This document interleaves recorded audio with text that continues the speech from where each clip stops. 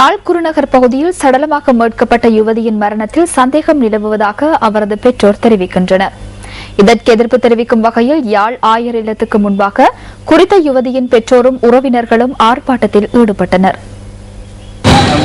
பதாகைகளை ஏந்தியவாறு இறுதி சடங்கில் கலந்து கொண்ட பிரதேச மக்கள் தமது எதிர்ப்பினை வெளிப்படுத்தினர். வீட்டிலிருந்து காணாமல் போயிருந்த குருநகர் அடம்பன் வீதியைச் சேர்ந்த 22 வயதான ஜெரான் கான்சலிட்டா என்ற யுவதி நேற்று முன்தினம் பிரதேசத்தில் உள்ள கிணறொன்றில் இருந்து சடலமாக மீட்கப்பட்டிருந்தார். யுவதியின் மரணத்தில் சந்தேகம் நிலவுவதாக தெரிவிக்கும் அவரது பெற்றோர் மரணத்திற்கு காரணமானவர்களுக்கு எதிராக சட்ட நடவடிக்கை எடுக்க வேண்டும் என வலியுறுத்தினர். யுவதி மரணத்திற்கு முன்னர் கூறிய விடயங்களை அடிப்படையாக வைத்து போலீஸ் நிலையத்தில் வாக்குமூலம் வழங்கியுள்ளதாகவும் இவரது பெற்றோர்கள் தெரிவிக்கின்றனர். பிள்ளைய நாங்க கேட்டு மரக்கல்வி தான் விட்டு நாங்க. ஆனா இதையெல்லாம் பிடிச்சி இந்த ஃபாதர் மாதிரி 2 பேரும் சேர்ந்து இந்த பிள்ளைய இப்படி பிள்ளையோட கதைச்சு போன்ல கதைச்சு என்ன லவ் பண்ணி அணியில் யாரையும் லவ் பண்ணிருக்கலாம் இல்ல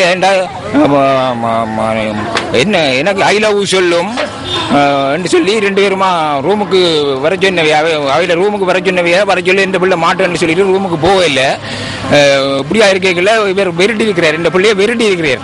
என்னடா நீர் இதை சொல்லாதையும் இதை சொன்னீர் சொன்னா நீ நான் பொல்லாதவன் சொன்னீர் சொன்னா நீர் சீரழிவீர் நான் சரியான கோபக்காரன் இந்த பிள்ளைய வெறுட்டி இருக்கணும். அதுக்காக தான் இந்த பிள்ளைக்கு நடந்த சாவு இந்த 2 ஃபாதராலையும் தான் இந்த பிள்ளைக்கு சாவு வந்தது. அதுக்காக இந்த உடுப்ப கலட்டி ஆக்களை வெளியேற்றுங்க இல்லைன்னா அரெஸ்ட் பண்ணி என்ன ஒரு முடிவு எழுங்க. என்னத்துக்காக மௌனமா இருக்குது ஆயிரம் இல்லம் என்னத்துக்காக மௌனமா இருக்குது. நாங்களும் அவன் சொல்றோம் கதை கேட்கல நான் கேட்டு கொண்டிருந்து தான் போன தட்டி பாருச்சு.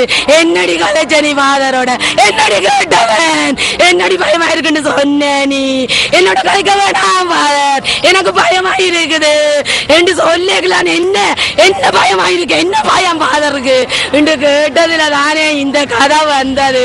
அடிச்சு போட்டு நான் கேட்டேனா என்ற பிள்ளை நீ இப்படி இல்லையம்மா ஏனம்மா எனக்கு நீ சொல்லலையே என்ன விரட்டினவே நீ சொன்னீண்டா நான் சரியான கோபக்காரன் இனி சொன்னீண்டா நீ சீரழிவேன். இந்த பிள்ளோட உயிரையே சீரழிச்சிட்டியே